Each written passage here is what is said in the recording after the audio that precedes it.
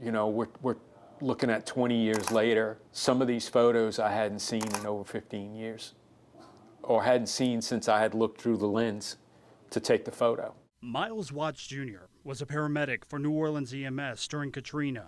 He saved lives and documented history. Now, when I go back and look at those photos, I see the expression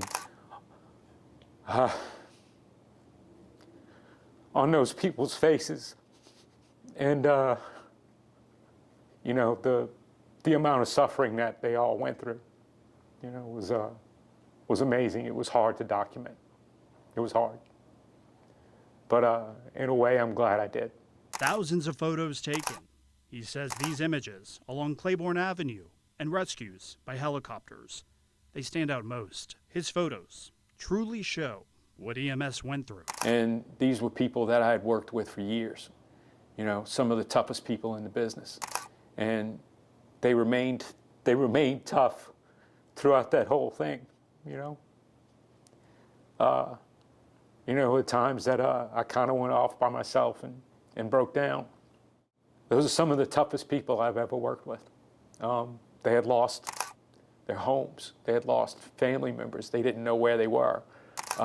And they stayed on the job, doing what needed to be done for the people that remained in the city. It was amazing, and I'm glad I had that camera in my hand to document that. 20 years later, Watts says what he wants you to know most: have a plan. If you can, evacuate.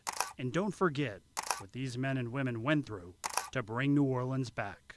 How would you describe your experience, if you could, in one word?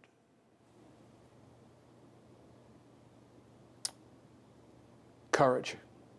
And I admire every one of them for it, and I'm glad I had the camera to document it. You know, what I saw there was courage. Aubrey Killian, WDSU News.